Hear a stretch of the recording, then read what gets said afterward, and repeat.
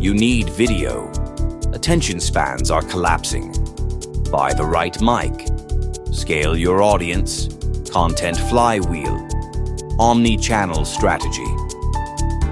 We have the first version of the Rode Procaster. We bought this for my work-related podcast, and we spent all that money on it, and then eventually there was a point where I had an interview with someone, and I just ended up taking my phone out in a closed office space to get their feedback real quick to put the interview bit in there for a snippet, and that part sounded better than the stuff that I recorded in our quote-unquote studio. And I'm like, what the heck did we just pay all this money for? Because it sounded better from the freaking iPhone snippet, and I did just a little treatment to get rid of some background air conditioning sound effects, and like that was it. But it sounded pretty dang good.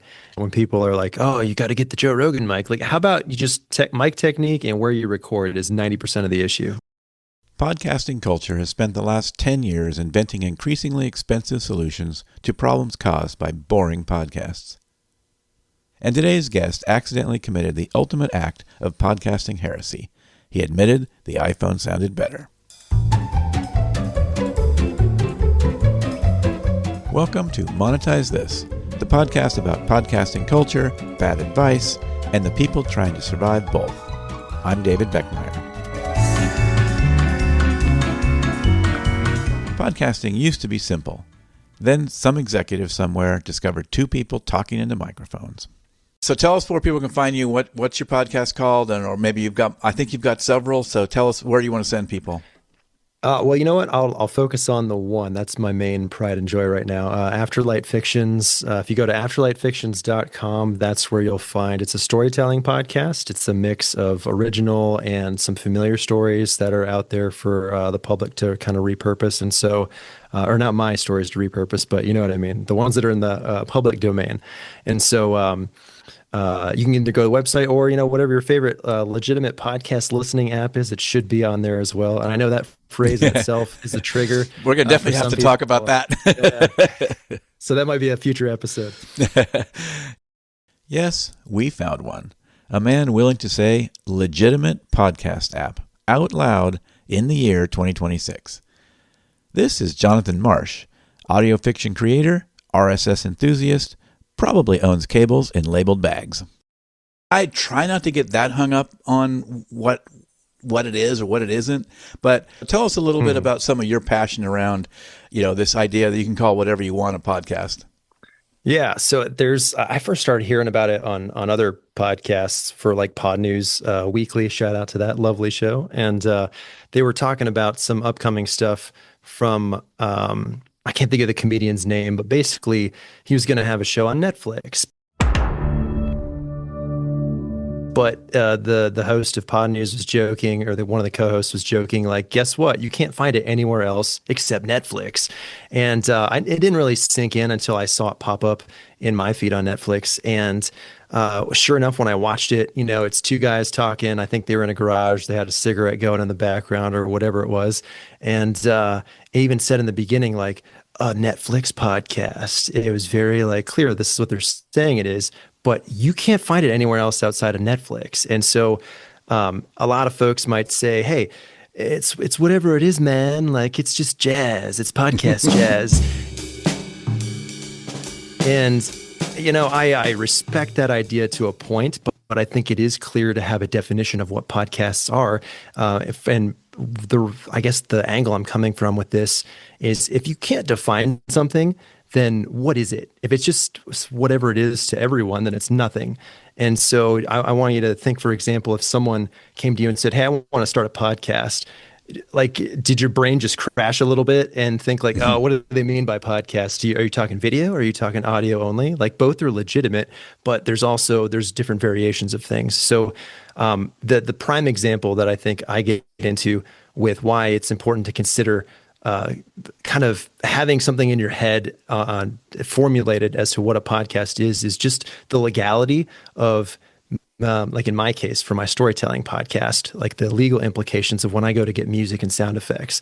I usually have to be a little particular because I use so much that where am I getting them from? What are the terms of use, end user agreements, all that little fine print that nobody cares to read about. I need to read about because sometimes it'll say, hey, you can use this explicitly for, it'll say podcasts, and then it'll define what a podcast is to the best of their ability on that platform.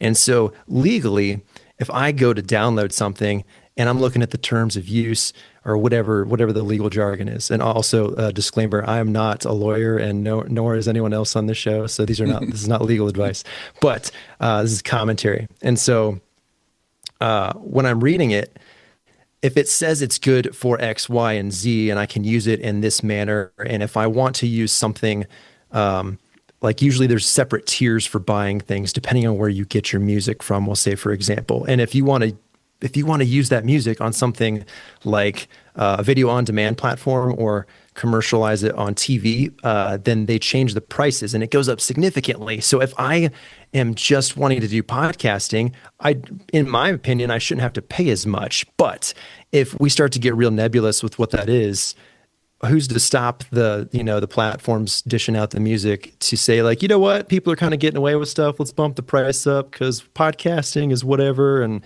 you got What's His Nuts on Netflix just calling this a podcast, we're missing out on some money. And not to say that extreme will happen, but legally, like, I want to know when it says I can use it for something, I'm covered. So if someone comes after me claiming I didn't use it appropriately, like, hey man, check out the agreements here. I paid for the commercial license for a single user.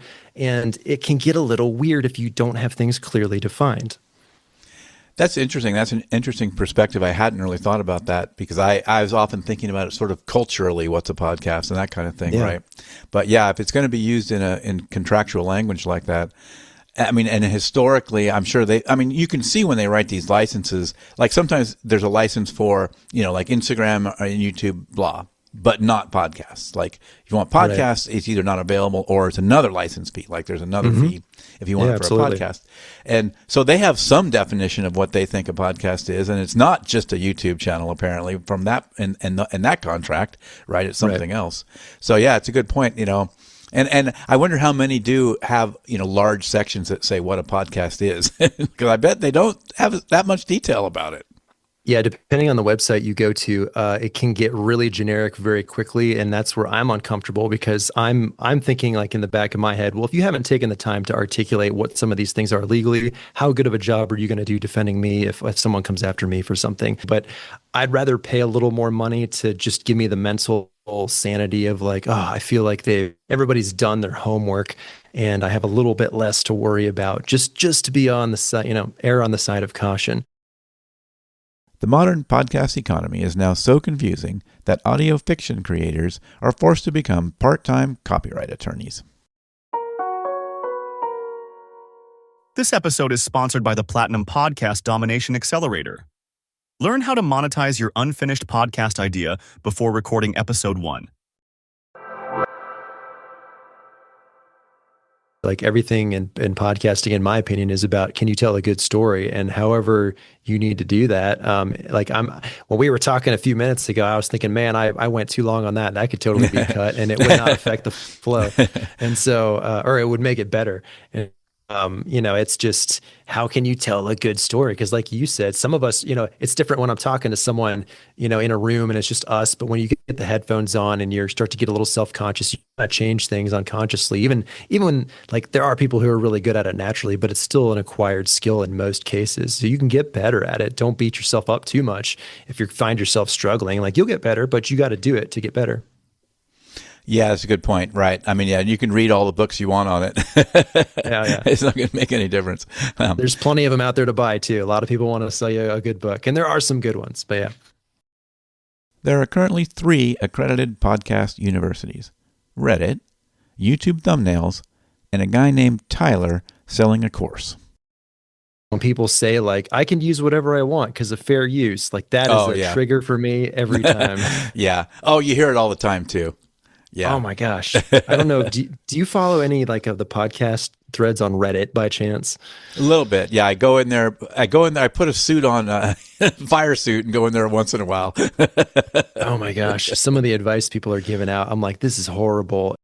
I'm not a lawyer. And also, like, I'm giving, context from someone who is playing in the US arena of legalities. So the things we're talking about may not apply to folks listening in other countries. But if you go to copyright.gov, /fair-use, you'll get U.S. Copyright Office Fair Use Index. And it has a really good little breakdown on this. And in this little part of the page, because it gives you like some of the 4 areas that are looked at for fair use, and the whole caveat, like the big asterisk at the end of it, it says there is no formula to ensure that a predetermined percentage or amount of a work or specific number of words, lines, pages, copies may be used without permission.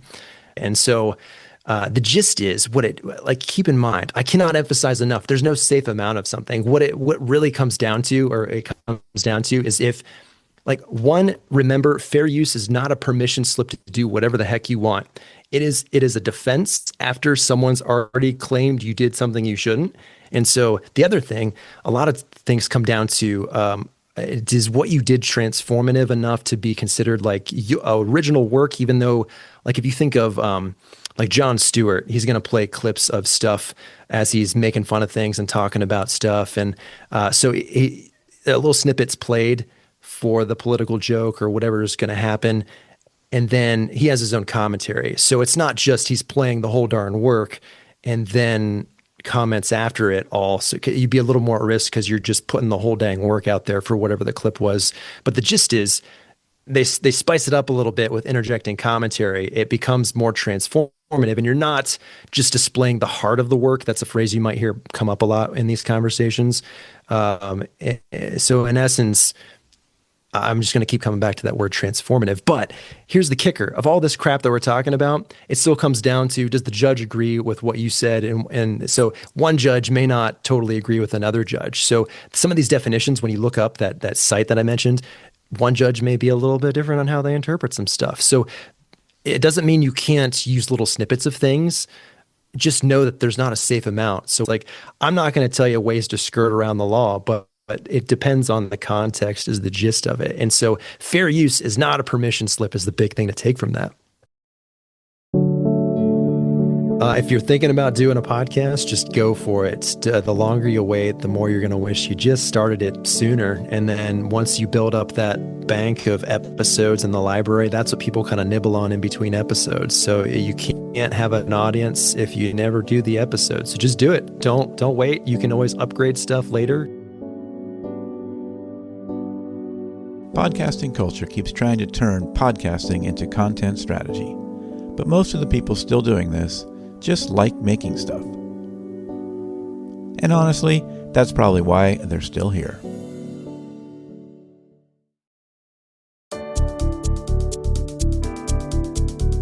Remember, post 17 clips, optimize your thumbnails, buy the Joe Rogan mic, and never, under any circumstances, record in a closet. Unless it sounds better.